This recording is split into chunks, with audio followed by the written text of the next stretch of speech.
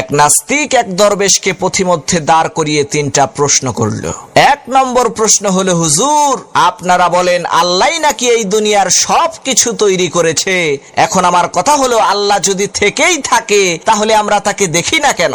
আর আমার দুই নম্বর প্রশ্ন হলো, মানুষ যা কিছু করে সব কিছু নাকি আল্লাহর হুকুমেই করে। তাহলে মানুষ যদি কোনো অন্যায় করে সেখানে মানুষের তো কোনো দোষ নাই। তাহলে এই নির্দোষ মানুষকে আল্লাহ তাআলা শাস্তি দেবেন কেন?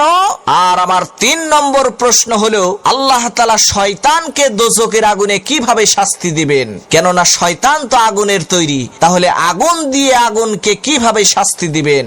নাস্তিক লোকটির কথা শুনে সেই দরবেশ শক্ত একটি মাটির ঢিল উঠিয়ে সেই নাস্তিকের মাথায় নিক্ষেপ করলো, যার কারণে তার মাথা ফেটে রক্ত বের হলো।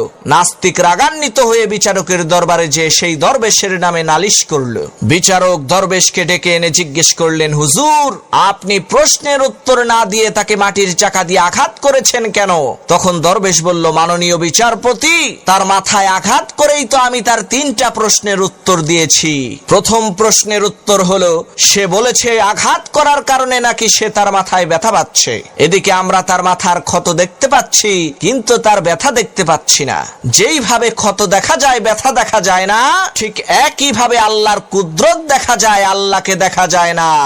আর তার দুই নম্বর প্রশ্নের উত্তর হলো, সে বলেছে মানুষ সব কিছু যেহেতু আল্লাহর হুকুমেই করে তাই মানুষ কোনো অন্যায় করলে তার কোনো দোষ হবে না। তাহলে আমি তো আল্লাহর হুকুমেই ওর মাথায় আঘাত করেছি, ওর কথা অনুযায়ী আমি তো নির্দোষ। তাহলে ও একজন নির্দোষের নামে বিচার দিল কেন?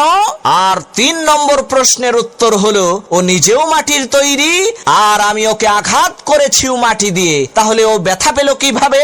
ও যেই রকম ভাবে ব্যথা পেয়েছে ঠিক একই ভাবে শয়তান আগুনের তৈরি হওয়া সত্ত্বেও জাহান্নামের আগুনে কষ্ট পাবে।